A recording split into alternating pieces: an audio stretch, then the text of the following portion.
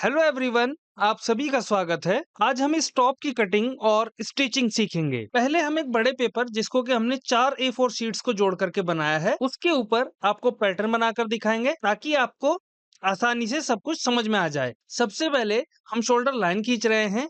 कपड़े के ऊपर हम इस तरह की लाइन कपड़े का तिरछापन निकालने के लिए खींचते हैं। आइए अब इस लाइन से इस तरफ हम मार्किंग करना शुरू करते हैं। सबसे पहले यहाँ से 7.5 इंच दूर चेस्ट लाइन के लिए एक निशान लगाया है।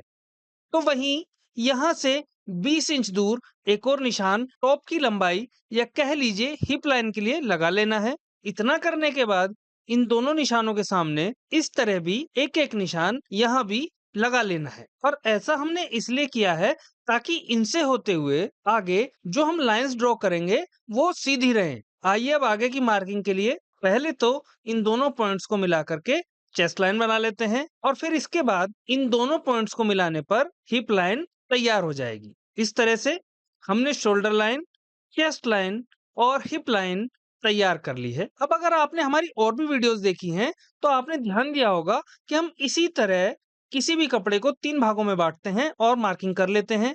ये तरीका हमें काफी कारगर लगता है और अगर आप भी मार्किंग बहुत इजीली करना चाहते हैं तो इसे जरूर ट्राई कीजिएगा।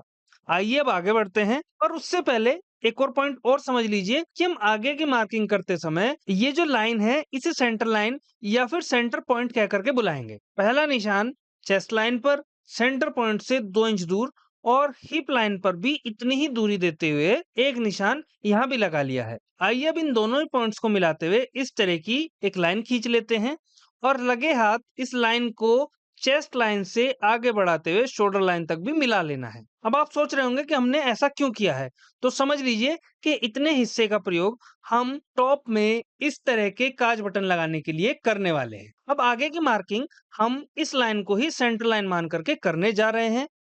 आइए अब इस लाइन से 7 इंच दूर एक निशान तीरे के लिए या कह लीजिए आर्म होल के ऊपरी सिरे के लिए लगाया है। 7 इंच दूरी लेकर एक और निशान चेस्ट लाइन के ऊपर भी लगा लेंगे। आर्म होल को गोलाई देने के लिए हम इन दोनों पॉइंट्स को आपस में मिलाकर एक लाइन ड्रॉ करेंगे।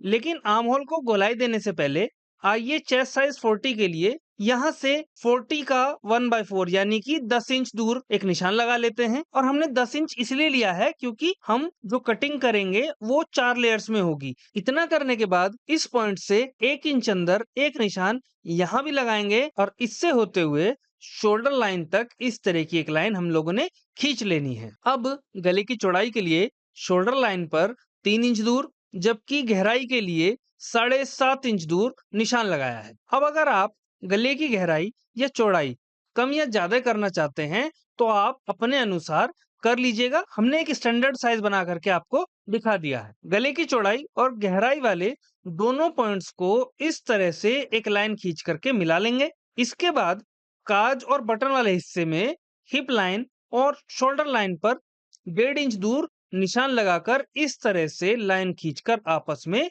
मिला लिया है। आशा है कि यहाँ तक आपको सब कुछ समझ में आ रहा होगा। आइए अब आगे बढ़ते हैं। अब हिप साइज 38 के लिए हिप लाइन पर 9.5 इंच दूर एक निशान लगाया है। 38 का 1/4 होता है 9.5 इंच, तो इसलिए हमने यहाँ पर 9.5 इंच दूर एक निशान लगाया है। और जैसा कि आप लोग देख पा रहे होंगे कि हमने चेस्ट लाइन और हिप लाइन पर ड्रॉ किए गए इन दोनों पॉइंट्स को शेप स्केल की मदद से भी आपस में मिला लिया है। आइए अब आर्म होल को गोलाई देना शुरू करते हैं। इसके लिए इस लाइन के लगभग बीचों बीच से गोलाई देना शुरू कर रहे हैं और इस तरह से चेस्ट लाइन तक हम उसको मिला भी लेंगे। इसके बाद हमने तीरे या फिर कह लीजिए शोल्डर लाइन को 1 इंच डाउन करने के लिए भी पॉइंट बनाने के बाद इस तरह की एक लाइन खींच ली है। इस हिस्से को हम आधे से 1 इंच इसलिए डाउन करते हैं क्योंकि हम सभी के शोल्डर का ये सिरा यहाँ के मुकाबले डाउन रहता है। आइए अब मार्जिन के लिए भी चेस्ट लाइन पर आधा इंच आगे और वेस्ट लाइन पर भी इतनी ही दूरी लेकर एक एक निशान यहाँ लगा लेंगे और फिर इसके बाद इन दोनों ही पॉइंट्स को आपस में शेप स्केल की मदद से भी मिला लेंगे। अब क्योंकि हमने अपने टॉप में इस तरह का डिजाइन बनाया है तो इसके लिए कुछ ऐसे नाप तोल करते हुए इस लाइन के बीचों बीच एक निशान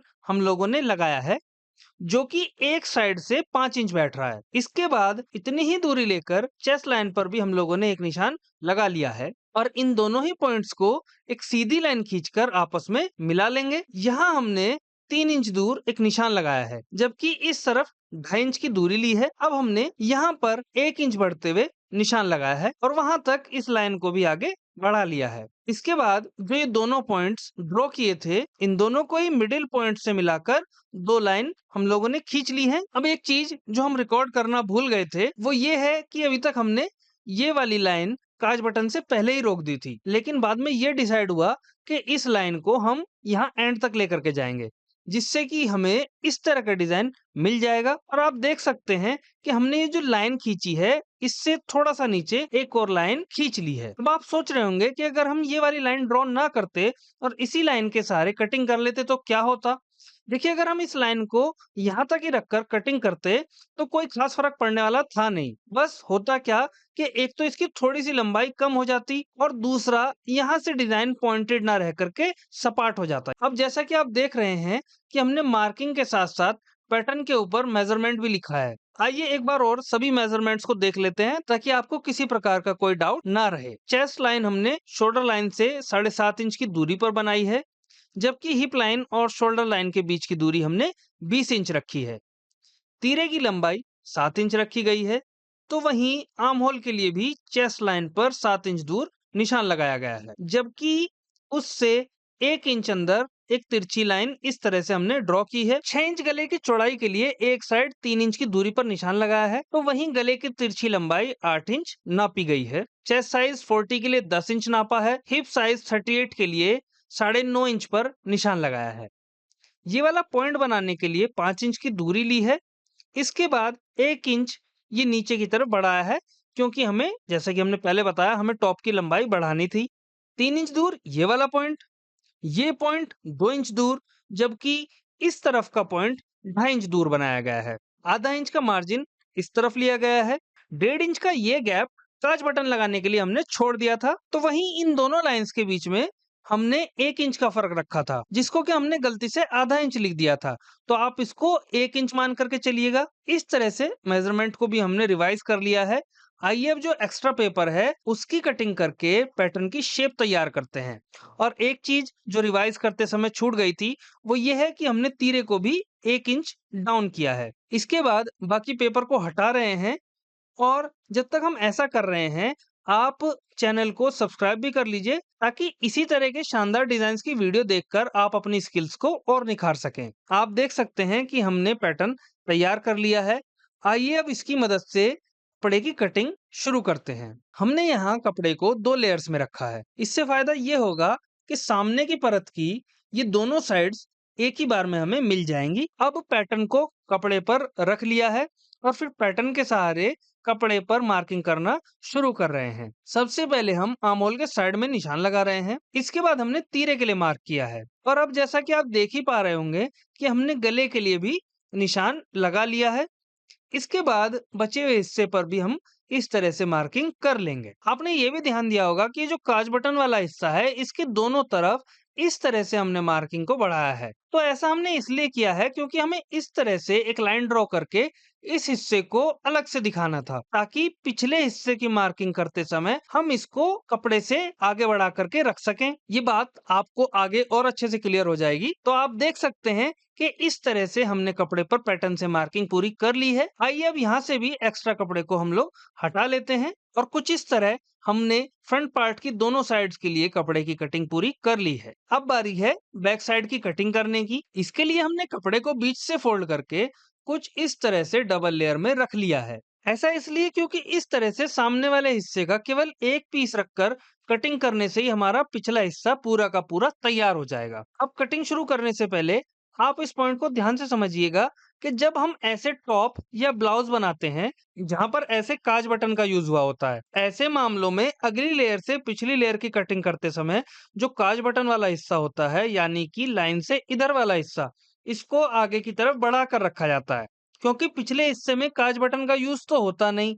तो अगर इतने हिस्से को नहीं हटाएंगे तो फिर सारा का सारा जो मेजरमेंट है वो ही हमारा गड़बड़ा जाएगा। आइए आगे बढ़ते हैं और पिछली परत की मार्किंग की शुरुआत हम हमेशा शोल्डर के लिए निशान लगाने से करते हैं। किसी भी टॉप का जो पिछला हिस्सा होता है वो हमेशा ही बढ़ाकर लेना चाहिए, क्योंकि अगर आप खुद से इस बात को समझेंगे तो पाएंगे कि हमारे कंधे पीछे से आगे के मुकाबले ज्यादा उठे हुए होते हैं। अब अगर पिछली परत को बिना बढ़ाए ही काट लेंगे तो ये तो तय है कि कपड़ा यहाँ से उठा रहेगा, और इसीलिए हमने 1.5 इंच कपड़ा बढ़ते हुए यहाँ पर लिया है। आप इसे अपने शोल्डर के साइज के हिसाब से कम या ज्यादा भी कर सकते हैं। अब बैक साइड के लिए शोल्डर का सेम साइज यानी कि 7 इंच लेंगे, जितना कि हमने आगे के मामले में लिया था। और अब बारी है आर्म होल की गोलाई देने की। इसके लिए शोल्डर के एंड पॉइंट यानी कि यहाँ से गोलाई देते हुए यहाँ तक मिला लेंगे।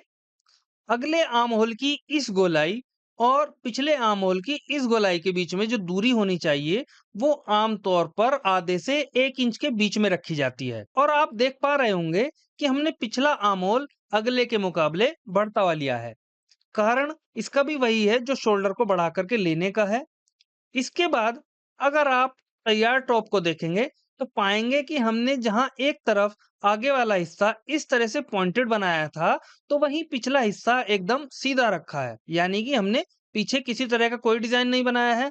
और बस इसीलिए हमने यहाँ पर 2 निशान लगाए हैं और अब उनसे होते हुए 2 लाइंस खींच रहे हैं। इतना करने के बाद आइए पिछले गले की गोलाई भी दे देते हैं, जिसकी चौड़ाई के लिए हमने 3 इंच, जो कि दोनों तरफ की कुल मिलाकर के 6 इंच हो जाएगी, तो वहीं गहराई के लिए केवल 2 इंच पर मार्क किया है। दोनों पॉइंट्स को मिलाते हुए गोलाई दे देंगे। आइए अब जो भी एक्स्ट्रा कपड़ा है उनको हटाना शुरू करते हैं। आप देख सकते हैं कि हमने बैक गले को शेप देने के साथ ही शोल्डर से होते हुए आर्म होल से भी एक्स्ट्रा फैब्रिक को हटा लिया है। इसके बाद यहाँ से आगे बढ़ते हुए जो लेयर का निचला हिस्सा है वहां भी कुछ इस तरह से कटिंग कर लेंगे। और इतना सब कुछ करने के बाद आइए अब कपड़े की सहायता से अस्तर की भी हम लोग कटिंग कर लेते हैं। हमने अस्तर को 2 परतों में रखकर उसके ऊपर एक लेयर को रखा है। देखिए इस तरह के जो टॉप रहते हैं उनमें कटिंग के बाद जो मेन काम बचता है वो है कपड़े और अस्तर को आपस में सिलने का, क्योंकि इसके बाद सिलाई करते समय तो केवल कंधे और जो साइड होती हैं उनको ही आपस में सिलना होता है। और इस तरह से आप देख सकते हैं कि हमने पिछले हिस्से की कटिंग भी पूरी कर ली है। इतना करने के बाद आइए अब सिलाई करने के लिए मशीन पर चलते हैं। इससे पहले कि आप ये सोचें कि ये व्हाइट पेपर जैसा दिखने वाला आइटम क्या है, तो जिन लोगों को नहीं पता उनको बता देते हैं कि इसको फ्यूज पेपर बोला जाता है, जो कि लोकल मार्केट में आसानी से मिल जाता है। और इसका काम होता है कपड़े में कड़कपन लाना। ये हमने अस्तर के ऊपर चिपकाया है और कपड़े को नीचे की तरफ, जबकि अस्तर को ऊपर की तरफ रखा है। हमने अस्तर और कपड़े दोनों को ही एक दूसरे की तरफ उल्टी तरफ से रखा है। इसके बाद अब हम सिलना शुरू कर रहे हैं। आप देख सकते हैं कि हमने शोल्डर वाले हिस्से पर सिलाई नहीं लगाई है और आगे की तरफ सिलना शुरू कर दिया है। कारण आप अभी थोड़ी देर में समझ जाएंगे। इसी तरह से हमने इस हिस्से पर भी सिलाई नहीं लगाई है और इसका कारण आपको तब समझ में आएगा जब हम सभी टुकड़ों को आपस में सिलेंगे, और ऐसा हम आपको आगे करके दिखाएंगे। फिलहाल के लिए हमने छोटे छोटे कट इसलिए लगाए हैं ताकि कपड़े को पलटने में हमें आसानी हो। इतना सब करने के बाद हमने अस्तर के बाहर से जो एक्स्ट्रा कपड़ा है उसको काट करके हटा लिया है और फिर इस तरह से आर्म होल में भी छोटे छोटे कट लगा लिए हैं। अब आप देख सकते हैं कि हमने कुछ इस तरह से कपड़े को पलट करके सीधा कर लिया है। फिर एक पॉइंटेड ऑब्जेक्ट लेकर जो भी हमारे कोने वाले पॉइंट्स हैं उनको इस तरह से सीधा कर लेंगे। इसी तरह से हम फ्रंट पार्ट की जो दूसरी साइड है उसको भी तैयार कर लेंगे। वो हम आपको करके नहीं दिखा रहे हैं क्योंकि वीडियो ज्यादा लंबी हो जाती है। और आगे बढ़ते हुए अब पिछली परत के साथ भी अस्तर को हम लोग सिल रहे हैं। यहाँ भी हमने अस्तर को कपड़े के ऊपर उल्टी तरफ से रखा है। सबसे पहले हमने गले से सिलाई लगानी शुरू की है।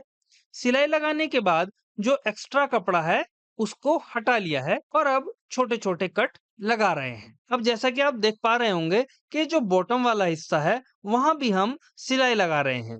इस तरह से सिलाई को पूरा करने के बाद जो भी एक्स्ट्रा कपड़ा है उसको काट करके हटा लेना है। अब हमने कपड़े को पलट लिया है और आप देख सकते हैं कि हमने बैक साइड के 2 हिस्से, एक तो गले वाला हिस्सा और दूसरा बॉटम वाला हिस्सा, इन दोनों को ही सिल लिया है। थोड़ी सी कटाई छटाई हमने और की है अब हमने पिछले हिस्से के ऊपर सामने वाले हिस्से की एक साइड को इस तरह से रखा है जिसमें कि अस्तर ऊपर की तरफ दिखाई दे रहा है। अब अगर आपको ध्यान हो कि हमने पिछली परत को सिलते समय कंधों पर सिलाई नहीं लगाई थी और इसी वजह से अस्तर और कपड़ा अलग-अलग थे।